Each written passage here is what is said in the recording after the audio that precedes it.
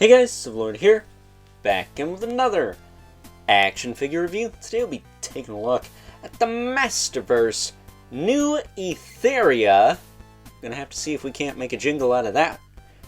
She-Ra, She-Ra, da-da-da-da-da-da-da. Speaking of jingles, that's right, She-Ra finally joins the new insert Planet of Origin Masters of the Universe Masterverse subline here. That said, with the recently, kind of sort of, announced Hordak coming very soon to this line, I hope we actually get some other characters to flesh this side of the Masters mythos out, because, well, it's kind of lacking. Not gonna lie. I mean, the Horde is pretty bitchin', but the Princesses of Power, them bitches are overrun and outnumbered, for lack of a better term. So, with that being said, this is of course brought to us by the fine folks over at Mattel. Before I get too far ahead of myself, why don't we cut right to the chase and get to the meat and taters of this review and take a look-see at all She-Ra, She-Ra, has to offer in terms of accessories, starting off with a pair of fisticuffs so she can punch Hordak right in his bat face, because why not? And then of course we have her shield and her sword. Now the shield, I like to put the hand in and then slip it over the arm and pop the hand in the process. The sword just goes in her hand, but I will tell you, she does not have the correct hinge for holding stuff. She has the accursed any-out hinge hands, and that sucks balls. She also doesn't have her mask, even though there's clearly like room for it. You could have slid it in there. Like, you can't do nothing with this. Like, none of this. She doesn't have any of the cool, like, New Eternia innovations other than this cape. If I can take her head off here.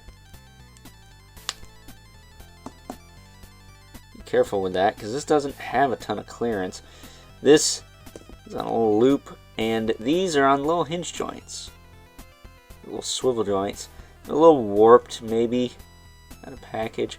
I think you can take this off without losing the cape. I think you can pop these pauldrons out if you don't want them and not lose the cape, but don't quote me on that. It looks like the cape is like part of this rubber piece. To me anyways. Popping that on. I'm not entirely sure how it's supposed to sit. Like, it sits kind of funky. I would think it would like nestle against the shoulders, but this side does not want to do that all the time. I'd rather it was just form fitted, you know, at this point. But as far as articulation goes, her head can look side to side. Ooh, what the deuce was that? I don't know what that was. I guess it was just the armor getting... Yeah, it was just the armor getting knocked around. Again, I wish this is just kind of form-fit to here. I don't care for it to be all moving and shiznit. But, God, that does not want to go back down. There we go. There we go. That's better. But her head can turn side to side, look up and down, all that fun stuff. Her shoulders can go out to the side, back down, rotate forward and back. She has single jointed elbows, which just sucks. Thankfully, they're not like snout spouts though, so that doesn't suck. But they are kind of, I don't know, they don't feel that great. They're pretty flimsy feeling. Like, you can see I'm flexing that. So be wary about those. They don't feel like they're going to break, but they do feel like the socket could have been a little bit deeper. Just a smidge. But then you wouldn't have got like barely 90 out of it. So whatever. Hands, hinge, swivel, but it's the wrong hinge, dadgummit. So that's a bit disappointing. Her waist and diaphragm have a little bit of movement. Diaphragm not so much. It's hindered by this gem here. And her breastises. She does have some tilt. She does have, again, the waist. Then the hips will kick out. She does have the drop downs, but you don't really need them to kick out. Almost looks like her skirt's a little crooked on mine too, which could just be from the pose I had her in. But yeah, look at that. Is it crooked? I think it is, but I don't know how it would be crooked. That's very odd. I think it's just from posing her, but yeah, this side sticks up more than this one, and it also feels like this one is down, like past the pelvis more. So that is interesting. But she does have a thigh cut. She does have double jointed knees. Nice and tight down there. So we'll let the boot, really cool looking boots. I like the wings.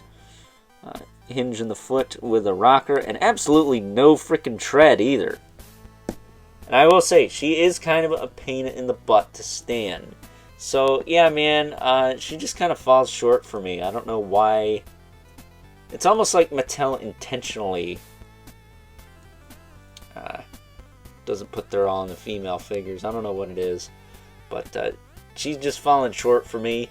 She looks great, but she's not the most fun to play with. Ninjor and Terraclaw Skeletor, despite their shortcomings, well, Terraclaw Skeletor, it's mostly the upper body weight. With Ninjor, it's like, which weapons do you use?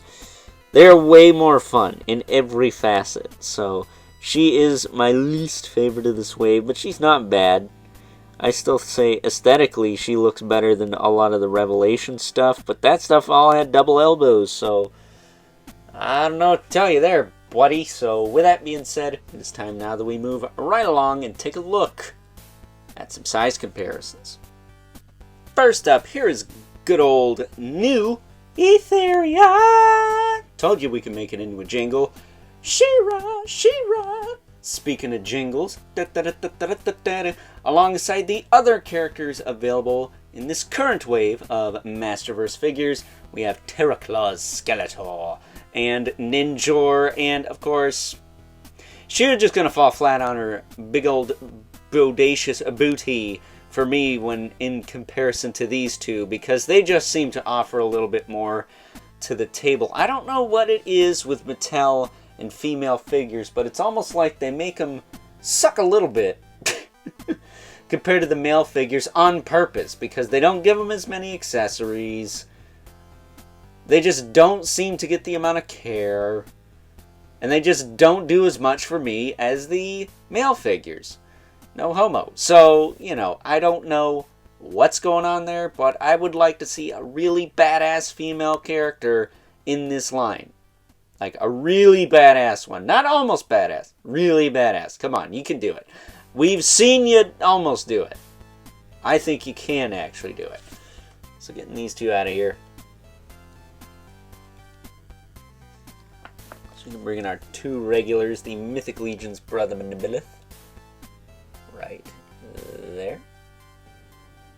And the infamous Odin Spawn, who, as usual, actually, he's about neck and neck, maybe a little taller than old She-Ra there. So, with that being said, it's time now that we wrap things up with some final thoughts.